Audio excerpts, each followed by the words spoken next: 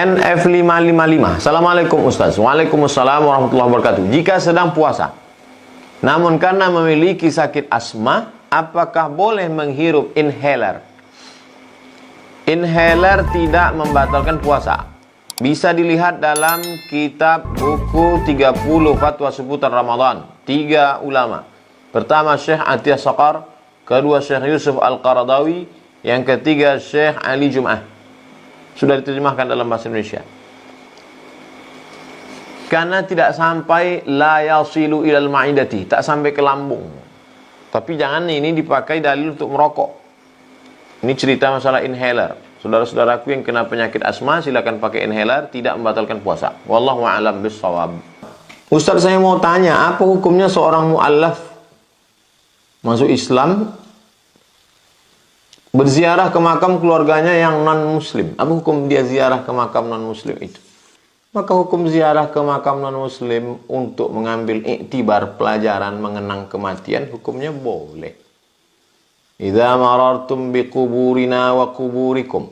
Apabila kamu melewati kubur kita, kubur orang Islam, wa quburikum, kubur kamu. Ini menunjukkan bahwa kamu melewatinya, tapi tidak melakukan ritual.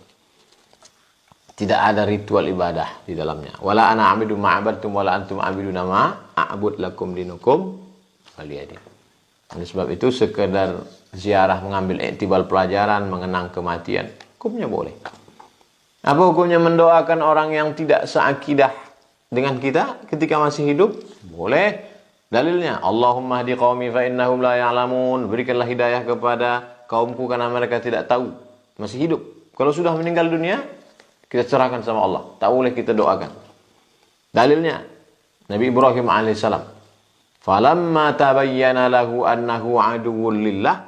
Setelah jelas bagi Nabi Ibrahim alaihissalam bahwa bapaknya itu adalah musuh Allah, tidak beriman kepada Allah, tabarra'a minhu, maka dia pun berlepas diri. Wallahu a'lam. Ustaz Abdul Somad, saya mau tanya, apa hukumnya jika punya proyek ini pembangunan rumah ibadah non-muslim? Halalkah upah yang saya terima dari pembangunan tersebut? Dan bagaimana jika saya dapat proyek buat rumah tinggal yang bukan dari Islam? Kita boleh berhubungan interaksi sosial dengan non-muslim. La yanhakumullahu 'anil ladzina lam yuqatilukum fid din. Kalau mereka tidak memerangi kamu dalam masalah agama, walam yukhrijukum min diyarikum, tidak mengusir kamu dari kampung halaman kamu, antabarruhum, kamu boleh berbuat baik, wa tuqsitu ilaihim, bersikap adil kepada mereka. Dalam masalah hubungan sosial, hubungan masalah proyek, hubungan masalah perumahan, jembatan. Tapi kalau sudah terkait dalam masalah ibadah, fasilitas ibadah, wala ana a'budu ma'abadtum wala antum a'buduna ma'abud lakum dinukum waliyadin. Kita mencari rezeki ini mau berkah, mau baik, untuk makan, untuk menjadi darah daging. Jangan sampai kita mengambil makanan haram. Berikan pada saudara-saudara kita untuk urusan ibadah mereka. Wallahu a'lam bishawab. Gidia Sagita. Assalamualaikum Ustaz. Waalaikumsalam warahmatullahi wabarakatuh. Ada yang mau saya tanyakan mengenai orang yang sudah semasa hidupnya meninggalkan sholat selama 1 tahun. Andai kata ahli waris, apakah ahli warisnya bertanggung jawab membayarkan dengan hartanya? Tidak. Orang yang meninggal dunia, maka Allah maghfir lahu warhamhu wa'afihi wa'fu anhu. Adapun sholatnya yang tinggal itu tidak diqadha oleh orang yang hidup, tidak digantikan dengan sholat, tidak digantikan dengan apapun. Yang diganti itu puasa. Man mata, siapa yang meninggal dunia, wa alaihi siyamun, dia punya hutang puasa, shama anhu waliyuhu, maka ahli warisnya menggantikan puasa. Wallahu a'lam. Pertanyaan dari IG Ramdhani Umar 9255. Assalamualaikum Pak Ustaz. Waalaikumsalam warahmatullahi wabarakatuh. Saya mau tanya, saya punya luka di bagian kaki. Luka ini bernanah.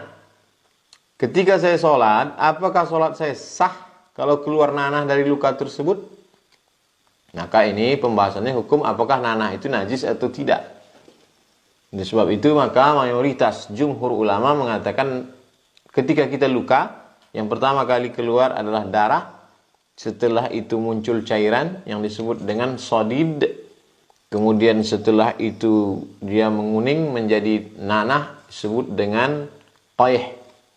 Maka cairan nanah itu adalah najis. Oleh sebab itu maka dibersihkan, dikeringkan, setelah itu barulah sholat. Anda yang keluar saat sholat, sedikit ma'afu anhu, dimaafkan, diampunkan. Kalau ada ustadz yang mengatakan cairan dan nanah itu tidak najis, maka dia mengambil pendapat Imam Ibnu Taimiyah.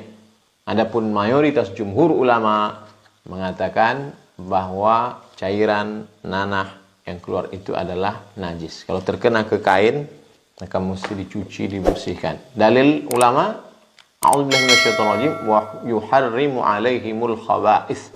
Diharamkan kepada mereka, bagi mereka yang menjijikkan. Maka nanah cairan itu menjijikkan. Wallahu a'lam bishawab. Muhammad Wawan mau nanya, Pak Ustadz, bagaimana bisa ada orang kafir dan Yahudi? Kenapa bisa ada ini? Sedangkan orang pertama di bumi ini kan Nabi Adam alaihissalam.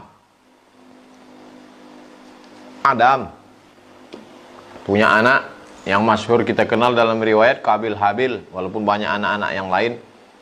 Lalu kemudian setelah itu masa Idris, Adam, Idris, Nuh. Pada masa zaman Nabi Nuh alaihissalam datang banjir bandang.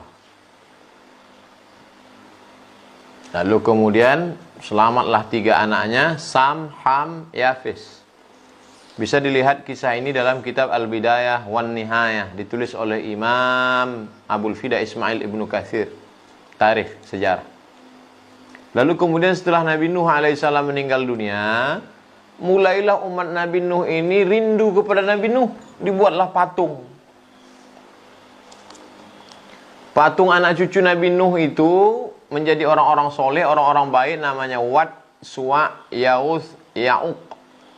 Lalu kemudian mereka rindu kepada Wad, Suwa, Ya'uth, Ya'uq. Ini dibuatlah patungnya. Belum acara sembah menyembah, tak ada nyembah. Hanya sekedar rindu saja. Generasi pertama. Generasi kedua mulai meminta. Generasi ketiga mulai menyembah. Inilah awal muncul kekafiran. Begitu ajaran Nabi yang lama itu hilang, datang Nabi yang baru menghidupkan lagi. Rasul diutus Allah Subhanahu wa taala menghidupkan akidah la ilaha illallah. Kemudian Nuh Rasulullah, la ilaha illallah. Ibrahim Rasulullah, la ilaha illallah. Musa Rasulullah. Nah, inilah asal usul kekufuran muncul.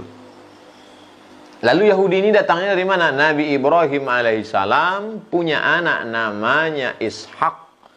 Ishak punya anak namanya Yakub. Yakub punya nama satu lagi, nama Yakub adalah Israel. Maka cucu cicit anak keturunan Yakub disebut dengan Bani Israel. Lalu kemudian Yakub punya anak namanya Yusuf. Yusuf punya saudara laki-laki namanya Yahuza. Cucu cicit keturunan Yahuza disebut dengan Yahudi. Maka setiap Yahudi adalah Israel. Setiap Israel adalah Yahudi, tapi tidak setiap Yahudi adalah Israel. Inilah asal usul keturunan. Wallahu